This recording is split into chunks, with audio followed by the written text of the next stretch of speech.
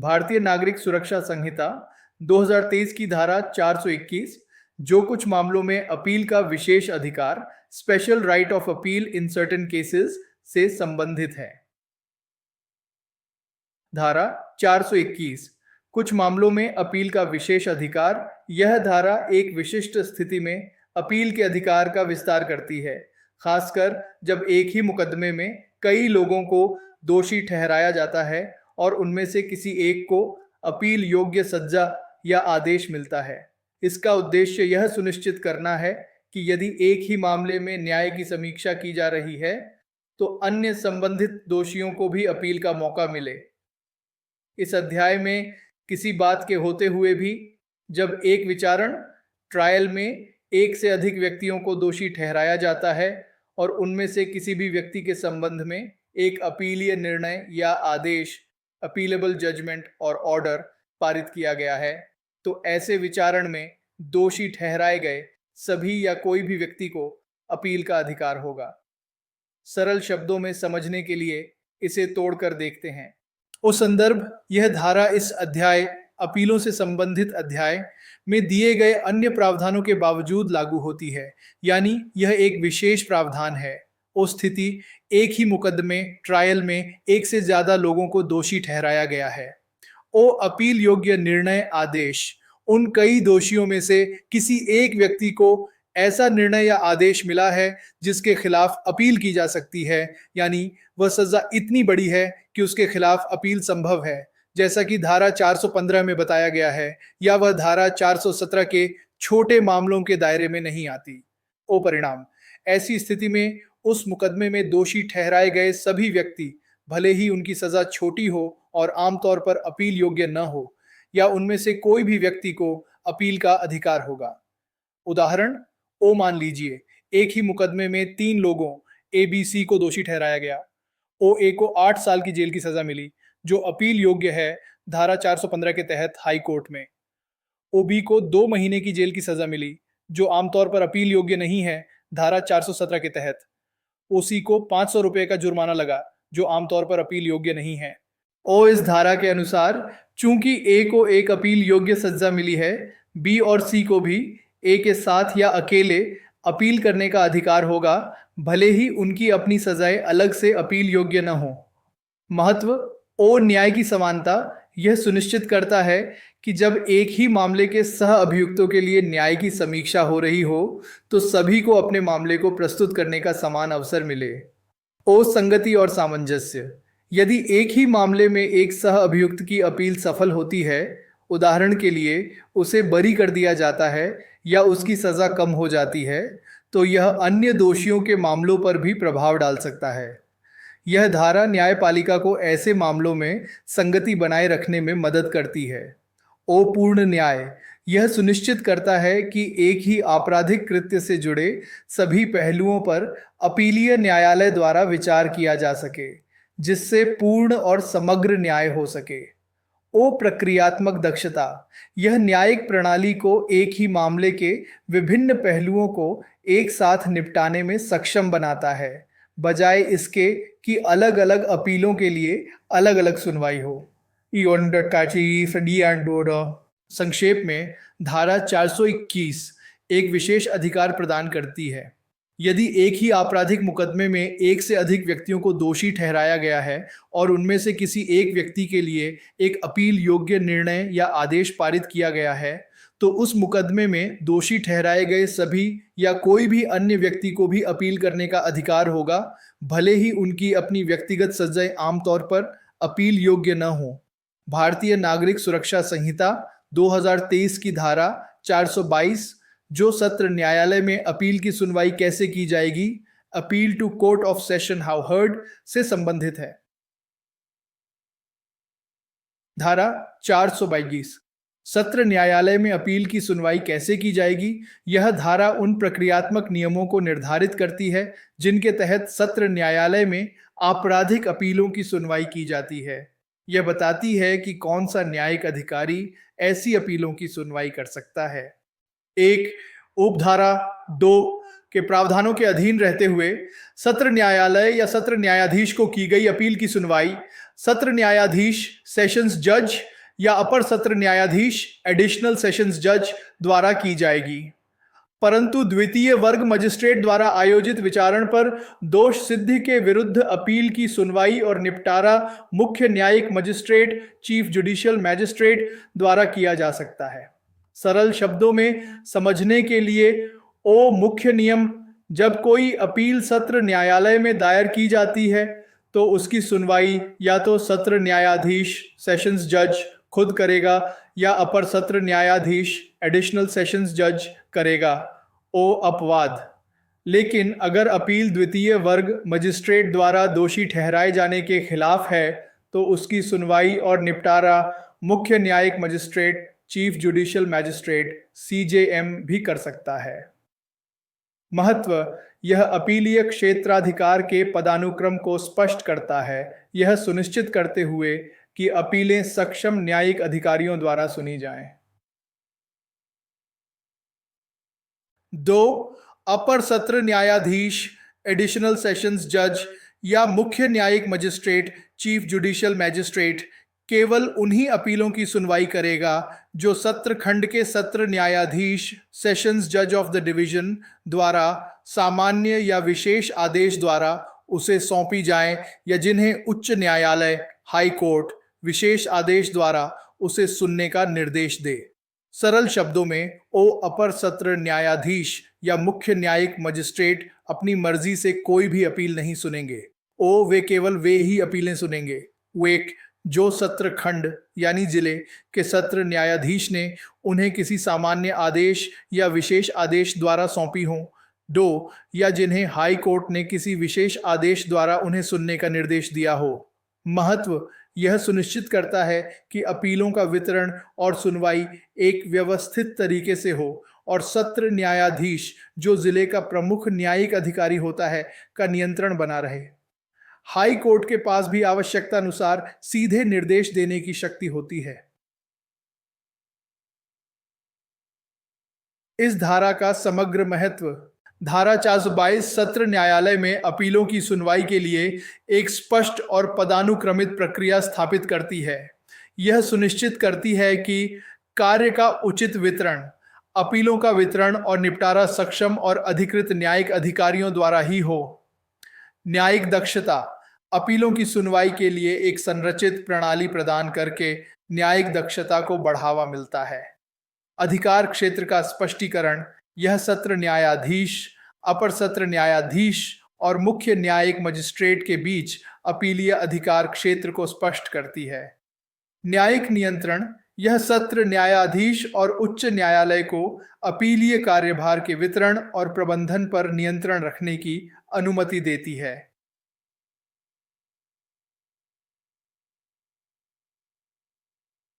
संक्षेप में, धारा 422 बताती है कि सत्र न्यायालय में अपील की सुनवाई सत्र न्यायाधीश या अपर सत्र न्यायाधीश द्वारा की जाएगी।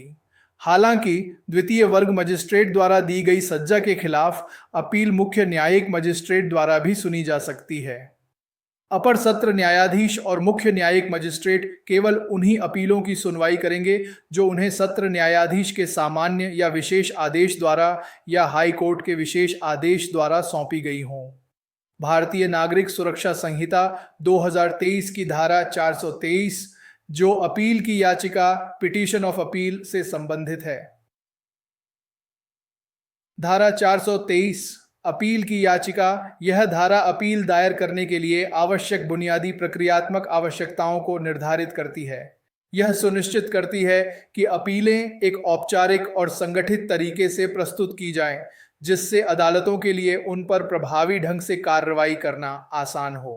प्रत्येक अपील एक लिखित याचिका पिटीशन इन राइटिंग के रूप में होगी, जिसे अपीलार्थी अपेलेंट या उसके अधिवक्ता एडवोकेट द्वारा प्रस्तुत किया जाएगा, और प्रत्येक ऐसी याचिका, जब तक कि जिस न्यायालय में इसे प्रस्तुत किया जाता है वह अन्यथा निर्देश न दे, उसके साथ निर्णय या आदेश की एक प्रति, a copy of the judgement और ऑर्डर अपील्ड अगेंस्ट भी संलग्न होगी जिसके विरुद्ध अपील की गई है।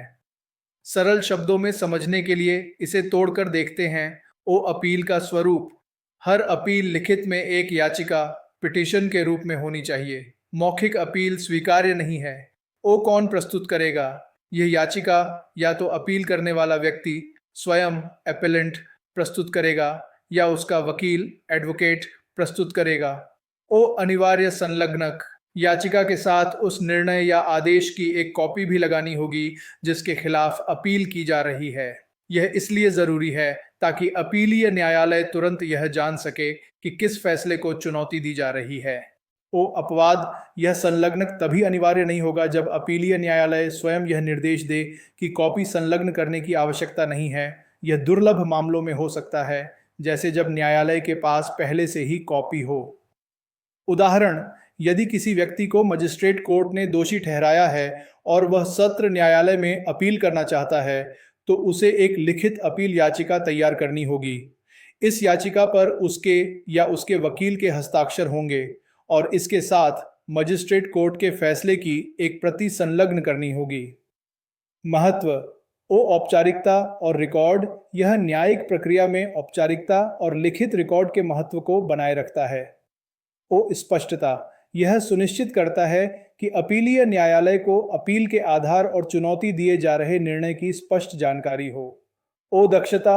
याचिका और संलग्नक अपीलीय न्यायालय को मामले को तुरंत समझने और आवश्यक कार्यवाही शुरू करने में मदद करते हैं, जिससे न्यायिक प्रक्रिया में दक्षता आती है।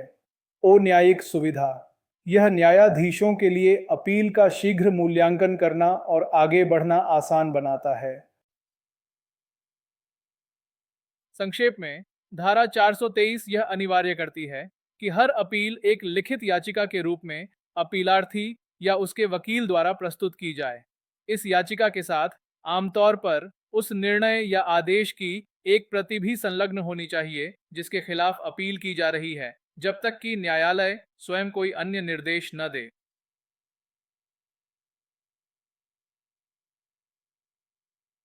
भारतीय नागरिक सुरक्षा संहिता 2023 की धारा 424, जो जब अपीलार्थी जेल में हो तो प्रक्रिया procedure when appellant in jail से संबंधित है। धारा 421, जब अपीलार्थी जेल में हो तो प्रक्रिया। यह धारा उन परिस्थितियों के लिए एक सुविधाजनक प्रक्रिया प्रदान करती है जहां कोई व्यक्ति अपील करना चाहता है लेकिन वह जेल में है। इसका उद्देश्य यह सुनिश्चित करना है कि जेल में बंद व्यक्ति को भी अपील करने का उसका कानूनी अधिकार आसानी से मिल सके, बिना किसी अनावश्यक बाधा के। यदि अपीलार्थी अपेलेंट जेल में है तो वह अपनी अपील की याचिका और उसके साथ की प्रतियां जेल के प्रभारी अधिकारी officer in charge of the jail को प्रस्तुत कर सकता है, जो तत्पश्चात ऐसी याचिका और प्रतियों को उचित अपीलीय न्यायालय प्रॉपर अपीलेट कोर्ट को अग्रेषित करेगा। सरल शब्दों में समझने के लिए इसे तोड़कर देखते हैं। ओ स्थिति, अपील करने वाला व्यक्ति, जिसे अपीलार्थी कहते हैं, जेल में है। ओ वह क्या कर सकता है? वह अपनी अपील की लिखित याचिका, जो धारा 423 के अनुसार होनी चाहिए, और उसके साथ लगने वाली सभी कॉपी, जैसे फैसले की कॉपी, वो किसे देगा? जेल के प्रभारी अधिकारी, जेल अधीक्षक या इंचार्ज को देगा। ओ जेल अधिकारी का कर्तव्य। जेल का प्रभारी अधिकारी ये याचिका और कॉपी मिलने के बाद उन्हें बिना किसी देरी के तत्पश्चात वो किसे भेजेगा? उस सही अपीलीय न्यायालय, जैसे सत्र न्यायालय या हाई कोर्ट जहां अपील की जानी है, को आगे भेज देगा, फॉरवर्ड। महत्व। ओ न्याय तक पहुंच सुनिश्चित करना।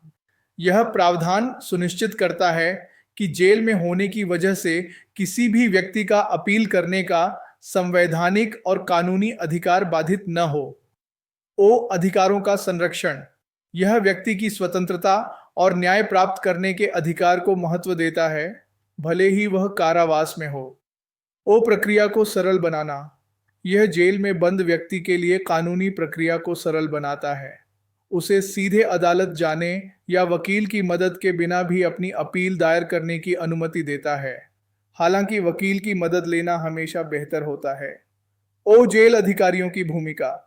यह जेल अधिकारियों पर एक वैधानिक कर्तव्य डालता है कि वे न्यायिक प्रक्रिया में सहायता करें और बंदियों के अधिकारों का सम्मान करें।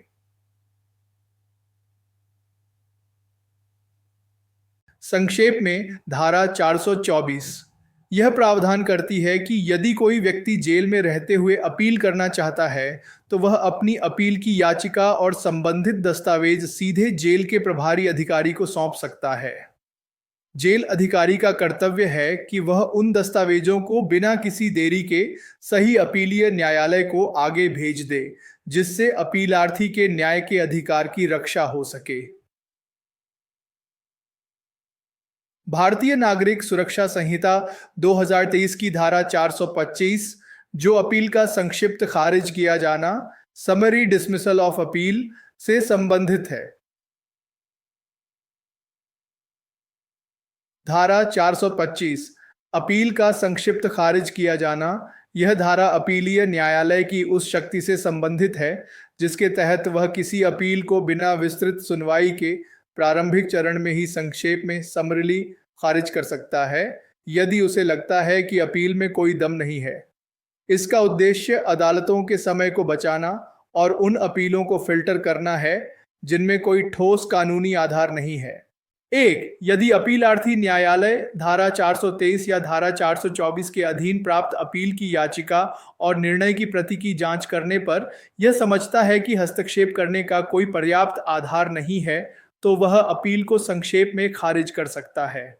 सरल शब्दों में, जब अपीलीय न्यायालय जैसे सत्र न्यायालय या हाई कोर्ट को अपील की याचिका और फैसले की कॉपी मिलती है, चाहे वह सीधे अपीलार्थी या वकील द्वारा दी गई हो या जेल अधिकारी द्वारा भेजी गई हो, और उसे लगता है कि मामले में कोर्ट के हस्तक्षेप करने का कोई मजबूत कारण नहीं है, यानी निचली अदालत का फैसला सही लगता है, तो कोर्ट उस अपील को तुरंत समरली खारिज कर सकता है बिना लंबी सुनवाई के।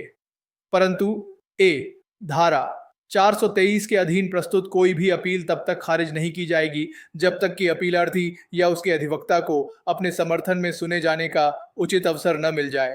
अर्थ, अगर अपील सीधे अपीलार्थी या उसके वकील ने दायर की है धारा 423 के तहत, तो कोर्ट उसे तुरंत खारिज नहीं कर सकता। उसे पहले अपीलार्थी या उसके वकील को अपनी बात रखने का मौका देना होगा कि उसकी अपील क्यों स्वीकार की जानी चाहिए। धारा 424 के अधीन प्रस्तुत कोई भी अपील तब तक खारिज नहीं की जाएगी जब तक कि अपीलार्थी को अपने समर्थन में सुने जाने का उचित अवसर न मिल जाए, जब तक कि अपीलीय न्यायालय यह न समझे कि अपील तुच्छ है या कि अभियुक्त को हिरासत में न्यायालय के समक्ष पेश करने में ऐसी असुविधा होगी जो मामले की परिस्थितियों में अनुपातहीन होगी। अर्थ, अगर अपील जेल में बंद अपीलार्थी ने जेल अधिकारी के माध्यम से भेजी है धारा 424 के तहत, तो उसे भी अपनी बात रखने का मौका दिए बिना खारिज नहीं किया जाएगा। अपवाद, ऐसा तभी हो सकता है जब कोर्ट को लगे कि 1 अपील बिल्कुल तुच्छ फ्रिवलस है, यानी बिना किसी ठोस आधार के।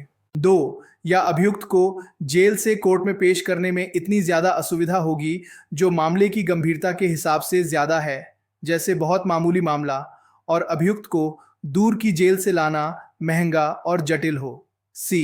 धारा 424 के अधीन प्रस्तुत कोई भी अपील तब तक संक्षेप में खारिज नहीं की जाएगी जब तक कि ऐसी अपील प्रस्तुत करने की अनुमति अवधि समाप्त न हो जाए। अर्थ, अगर अपील जेल से आई है तो उसे तब तक तुरंत खारिज नहीं किया जा सकता जब तक कि अपील दायर करने की कानूनी समय सीमा खत्म न हो जाए।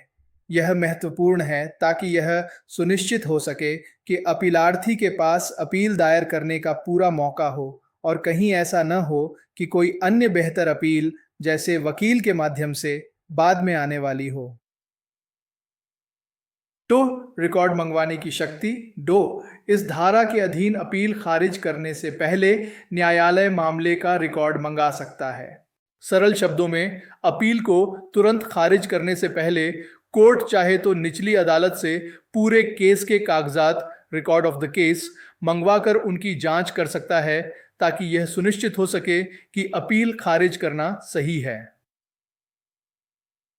3 कारणों का रिकॉर्ड करना। 3, जहां अपीलीय न्यायालय इस धारा के अधीन अपील खारिज कर रहा है वह यदि सत्र न्यायालय या मुख्य न्यायिक मजिस्ट्रेट का न्यायालय है तो उसे ऐसा करने के अपने कारणों को दर्ज करना होगा। सरल शब्दों में, अगर अपील को संक्षेप में खारिज करने वाला कोर्ट सत्र न्यायालय या मुख्य न्यायिक मजिस्ट्रेट का न्यायालय है, तो उन्हें यह लिखना होगा कि उन्होंने अपील को क्यों खारिज किया है, कारणों को दर्ज करना होगा। महत्व, यह निचले अपीलीय न्यायालयों की जवाबदेही सुनिश्चित करता है और उच्च न्यायालयों को भविष्य में समीक्षा करने में मदद करता है। 4, दूसरी अपील याचिका पर विचार। 4, जहां इस धारा के अधीन धारा 424 के अधीन प्रस्तुत एक अपील संक्षेप में खारिज कर दी गई है और अपीलीय न्यायालय को पता चलता है कि उसी अपीलार्थी की ओर से धारा 423 के अधीन विधिवत प्रस्तुत की गई एक और अपील याचिका पर उसके द्वारा विचार नहीं किया गया है, तो वह न्यायालय धारा 434 में किसी बात के होते हुए भी यदि संतुष्ट है कि न्याय के हित में ऐसा करना आवश्यक है, तो ऐसी अपील की सुनवाई कर सकता है और कानून के अनुसार उसका निपटारा कर सकता है। सरल शब्दों में, ओ अगर जेल से आई कोई अपील धारा 424 के तहत संक्षेप में खारिज कर दी गई है, ओ और बाद में अपीलीय न्यायालय को पता चलता है कि उसी अपीलार्थी ने एक और अपील याचिका जो धारा 423 के तहत विधिवत दायर की गई थी, यानी वकील के माध्यम से या सीधे अपीलार्थी द्वारा और बेहतर ढंग से तैयार की गई थी, पहले से ही दायर कर रखी थी और उस पर कोर्ट ने अभी तक विचार नहीं किया था। हो तो कोर्ट धारा 404 जो शायद कुछ प्रतिबंध लगाती है में कुछ भी लिखा होने के बावजूद, और यदि उसे लगता है कि न्याय के हित में ऐसा करना जरूरी है, तो वह उस दूसरी अपील याचिका की सुनवाई कर सकता है और उसका फैसला कर सकता है। महत्व, यह प्रावधान न्याय सुनिश्चित करने के लिए एक सुरक्षा जाल है, खासकर जब जेल में बंद व्यक्ति ने शायद पूरी जानकारी या कानूनी सहायता के बिना अपील दायर की हो और बाद में बेहतर ढंग से तैयार की गई अपील उपलब्ध हो।